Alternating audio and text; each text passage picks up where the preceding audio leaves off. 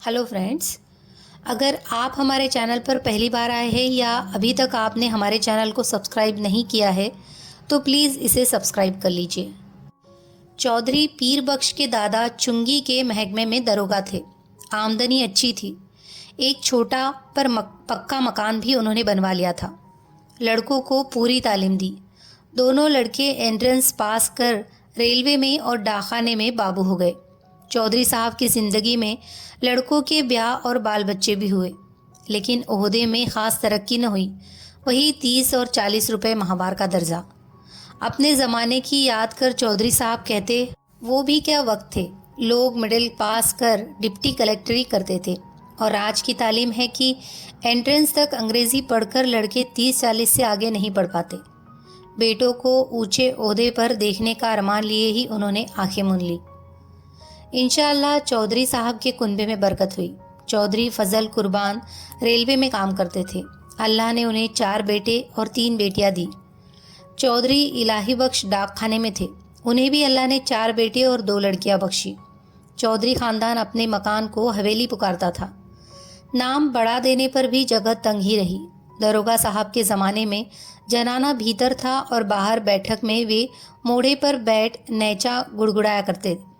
जगह की तंगी की वजह से उनके बाद बैठक भी जनाने में शामिल हो गई और घर की ड्योढ़ी पर पर्दा लटक गया। बैठक न रहने पर भी घर की इज्जत का ख्याल था, इसीलिए पर्दा बोरी के टाट का नहीं बढ़िया किस्म का रहता। जाहिरा दोनों भाइयों के बाल बच्चे एक ही मकान में रहने पर भी भीतर सब अलग अलग था। ड्योढ़ी का पर्दा कौन भाई लाए? इस समस्या का हल इस तरह हुआ कि दरोगा साहब के ज़माने की पलंग की रंगीन दरिया एक के बाद एक ड्योढ़ी में लटकाई जाने लगी। तीसरी पीढ़ी के ब्याह शादी होने लगे। आखिर चौधरी खानदान की औलाद को हवेली छोड़ दूसरी जगह तलाश करनी पड़ी। चौधरी इलाही बख्श के बड़े साहबजादे एंट्रेंस पास कर डाकखाने में 20 रुपए की क्लर्की पा गए। दूसरे साहबजादे मिडिल पास कर अस्पताल में कंपाउंडर बन गए। जो जो ज़माना गुजरता गया तालीम और नौकरी दोनों मुश्किल होती जाती। तीसरे बेटे होनहार थे।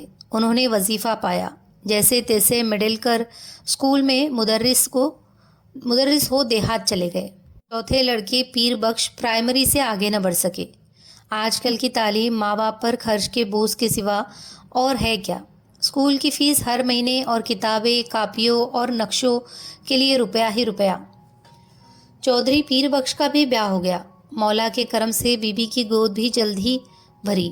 पीर बख्श ने रोज़गार के तौर पर ख़ानदान की इज्जत के ख्याल से एक तेल की मिल में मुंशीगिरी कर ली। तालीम ज़्यादा नहीं तो क्या, सफ़ेद पोश ख़ानदान की इज्जत का पास तो था। मजदूरी और दस्तकारी उनके करने की चीज़ें न थी। चौकी पर बैठते कलम दवात का काम था। 12 रुपया महीना अधिक नहीं होता। चौधरी पीर बख्श के मकान सितवा की कच्ची बस्ती में लेना पड़ा। मकान का किराया 2 रुपया था। आसपास गरीब और कमीने लोगों की बस्ती थी। कच्ची गली के बीचों बीच गली के मुहाने पर लगे कमेटी के नल से टपकते पानी की काली धार बहती रहती, जिसके किनारे घास उग आई थी। नाली पर मच्छरों और मक्खियों के बादल उमड़ते रहते। सामने रमज़ानी धोबी की भट्टी थी, जिसमें से धुआं और सज्जी मिले उबलते कपड़ों की गंध उड़ती रहती। दाई और बीकानेरी मोचियों के घर थे। बाई और वर्कशॉप के काम करने वाले कुली रहते। इस सारी बस्ती में चौधरी पीर बख्शी पढ़े लिखे सफ़ेद पोश थे। सिर्फ उनके ही घर की ड्योढ़ी पर पर्दा था। सब लोग उन्हें चौधरी जी, मुंशी जी कहकर सलाम करते। उनके घर की औरतों को कभी किसी ने गली में नहीं देखा। लड़कियां 4-5 बरस तक किसी कामकाज से बाहर निकलती और फिर घर की आबरू के ख्याल से उनका बाहर निकलना मुनासिब न था। पीर बख्श खुद ही मुस्कुराते हुए सुबह शाम कमेटी के नल से घड़े भर लाते। चौधरी की तनख्वाह 15 बरस में 12 से 18 हो गई। खुदा की बरकत होती है तो रुपए पैसे की शक्ल में नहीं, आल औलाद की शक्ल में होती है। 15 बरस में 5 बच्चे हुए। पहले 3 लड़कियां और बाद में 2 लड़के। दूसरी लड़की होने को थी तो पीर बख्श की वालदा मदद के लिए आई। वालिद साहब का इंतकाल हो चुका था। दूसरा कोई भाई वालदा की फ़िक्र करने आया नहीं। वे छोटे लड़के के यहाँ ही रहने लगी। जहाँ बाल बच्चे और घर बार होता है, 100 किस्म की झंझटें होती ही है। कभी बच्चे को तकलीफ़ होती है तो कभी जच्चा को। ऐसे वक्त में कर्ज की ज़रूरत कैसे न हो। घर बार हो तो कर्ज भी होगा ही। मिल की नौकरी का कायदा पक्का होता है। हर महीने की 7 तारीख को गिनकर तनख्वाह मिल जाती है। पेशगी से मालिक को चिढ़ है। कभी बहुत ज़रूरत पर ही मेहरबानी करते। ज़रूरत पड़ने पर चौधरी घर की कोई छोटी मोटी चीज़ गिरवी रखकर उधार ले आते। गिरवी रखने से रुपए के 12 आने ही मिलते। ब्याज मिलाकर 16 आने हो जाते और फिर चीज़ के घर लौट आने की संभावना न रहती। मोहल्ले में चौधरी पीर बख्श की इज्जत थी। इज्जत का आधार था घर के दरवाजे पर लटका पर्दा। भीतर जो हो पर्दा सलामत रहता। कभी बच्चों की किचकिच या बेदर्द हवा के झोंकों से उसमें छेद हो जाते तो पर्दे की आड़ से हाथ सुई धागा लेकर उसकी मरम्मत कर देते। दिनों का खेल। मकान की डोरी के किवाड़ गलते गलते बिल्कुल गल गए। कई दफ़े कसे जाने से पेच टूट गए और सुराग ढीले पड़ गए। मकान मालिक सुरजू पांडे को उसकी फिक्र न थी। चौधरी कभी जाकर कहते सुनते तो उत्तर मिलता, कौन बड़ी रकम थमा देते हो, 2 रुपल्ली किराया और वह भी 6-6 महीने का बकाया। जानते हो लकड़ी क्या भाव है, न हो मकान छोड़ जाओ। आखिर किवाड़ गिर गए। रात में चौधरी उन्हें जैसे तैसे चौखट से टिका देते। रात भर दहशत रहती कि कहीं कोई चोर ना आ जाए। मोहल्ले में सफ़ेद पोशी और इज्जत होने पर भी चोर के लिए घर में कुछ न था। शायद एक भी साबित कपड़ा या बर्तन ले जाने के लिए चोर को न मिलता। पर चोर तो चोर है, छीनने के लिए कुछ न हो तो भी चोर का डर तो होता ही है। वह चोर जो ठहरा। चोर से ज़्यादा फिक्र थी आबरू की। किवाड़ न रहने पर पर्दा ही आबरू का रखवारा था। वह पर्दा भी तार तार होते होते एक रात आंधी में किसी भी हालत में लटकने लायक न रहा। दूसरे दिन घर की एकमात्र पुश्तैनी चीज़ दरी दरवाजे पर लटक गई। मोहल्ले वालों ने देखा और चौधरी को सलाह दी, बड़े चौधरी, इस ज़माने में दरी यूं काहे ख़राब करोगे, बाजार से ला टाट का टुकड़ा न लटका दो। पीर बख्श टाट की कीमत भी आते जाते कई दफ़े पूछ चुके थे। 2 गज टाट 8 आने से कम में न मिल सकता था। हंसकर बोले, होने दो, क्या है, हमारे यहाँ पक्की हवेली में भी ड्योढ़ी पर दरी का ही पर्दा रहता था। कपड़े की महंगाई के इस ज़माने में घर की 5 औरतों के शरीर से कपड़े जीर्ण होकर यूं गिर रहे थे जैसे पेड़ अपनी छाल बदलते हैं। पर चौधरी साहब की आमदनी से दिन में एक दफ़े किसी तरह पेट भर सकने के लिए आटा के अलावा कपड़े की गुंजाइश कहा।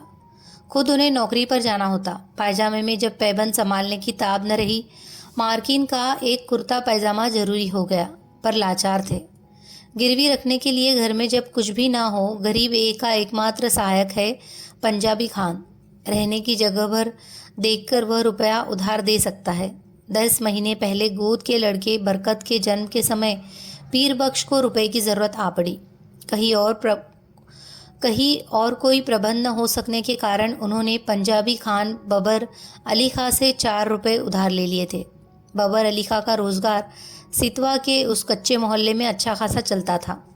बीकानेरी मोची, वर्कशॉप के मजदूर और कभी कभी रमज़ानी घोबी सभी बबर मियाँ से कर्ज लेते रहते।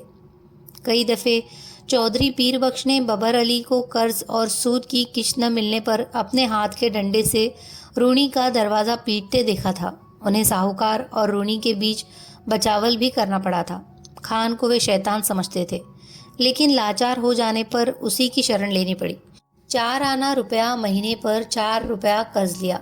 शरीफ खानदानी मुसलमान भाई का ख्याल कर बबर अली ने 1 रुपया माहवार की किश्त मान ली। 8 महीने में कर्ज अदा तय हुआ। खान की किश्त न दे सकने की हालत में अपने घर के दरवाजे पर फजीहत हो जाने की बात का ख्याल कर चौधरी के रोए खड़े हो जाते। 7 महीने फाका करके भी वे किसी तरह से किश्त देते चले गए। लेकिन जब सावन में बरसात पिछड़ गई और बाजरा भी रुपए का 3 सेर मिलने लगा, किश्त देना संभव न रहा। खान 7 तारीख की शाम को ही आ गया। चौधरी पीर बख्श ने खान की दाढ़ी छू और अल्लाह की कसम खा 1 महीने की मुआफ़ी चाही।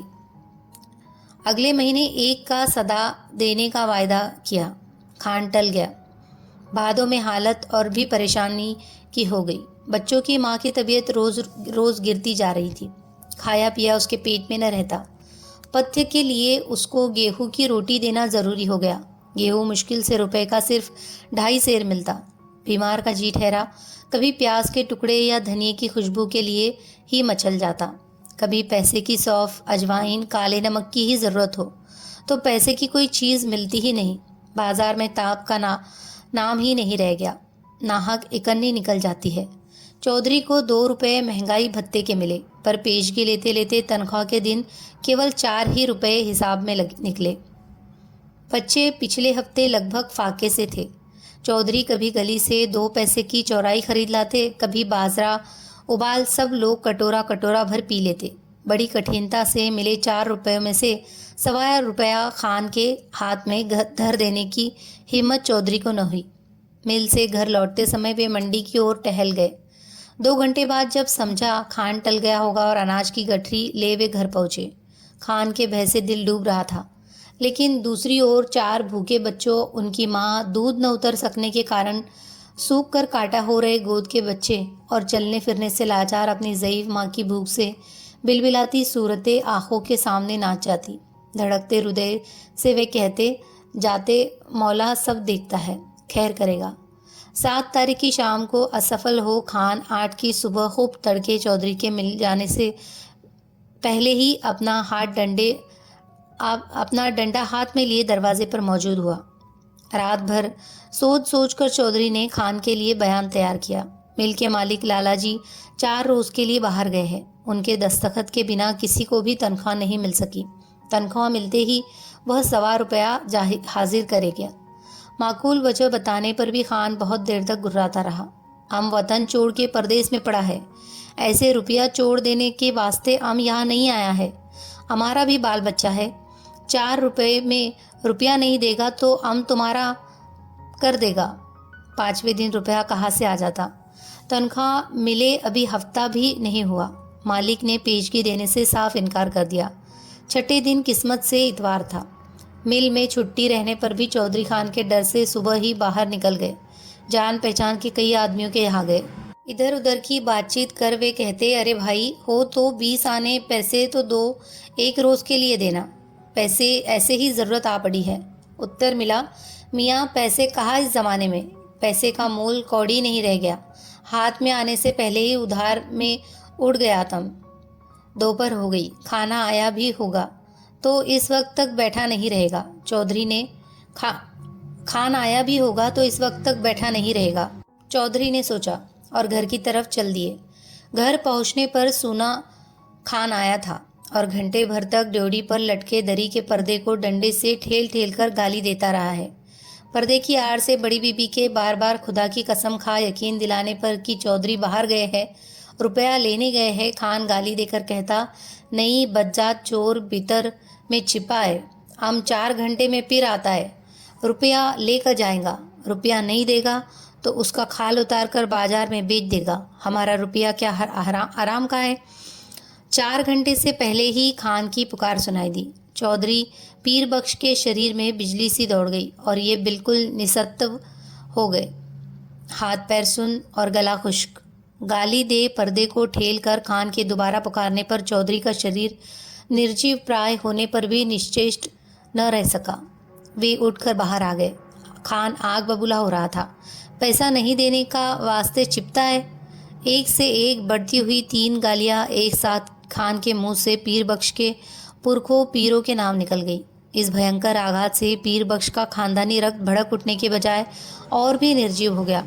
खान के घुटने छू अपनी मुसीबत बता वे मुआफ़ी के लिए खुशामद करने लगे। खान की तेज़ी बढ़ गई। उसके ऊंचे स्वर से पड़ोस के मोची और मजदूर चौधरी के दरवाजे के सामने इकट्ठे हो गए।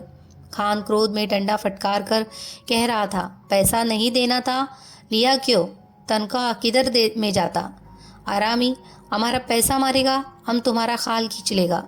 पैसा नहीं है तो घर का पर्दा लटका के शरीफ ज़्यादा कैसे बनता। तुम उनको बीवी का गहना दो, बर्तन दो, कुछ तो भी दो, हमें ऐसे नहीं जाएगा। बिल्कुल बेबस और लाचारी में दोनों हाथ उठा खुदा से खान के लिए दुआ मांग पीर बख्श ने कसम खाई, एक पैसा भी घर में नहीं, बर्तन भी नहीं, कपड़ा भी नहीं। खान चाहे तो बेशक उसकी खाल उतार कर बेच ले। खान और आग हो गया। हम तुम्हारा दुआ क्या करेगा, तुम्हारा खाल क्या करेगा, उसका तो जूता भी नहीं बनेगा, तुम्हारा खाल से ये टाट अच्छा। खान ने ड्योढ़ी पर लटका दरी का पर्दा झटक लिया। ड्योढ़ी से पर्दा हटने के साथ ही जैसे चौधरी के जीवन की डोर टूट गई। वह डगमगाकर जमीन पर गिर पड़े। इस दृश्य को देख सकने की ताब चौधरी में न थी, परंतु द्वार पर खड़ी भीड़ ने देखा। घर की लड़कियां और औरतें पर्दे की दूसरी ओर घटती घटना के आतंक से आंगन के बीचों बीच इकट्ठी हो खड़ी कांप रही थी।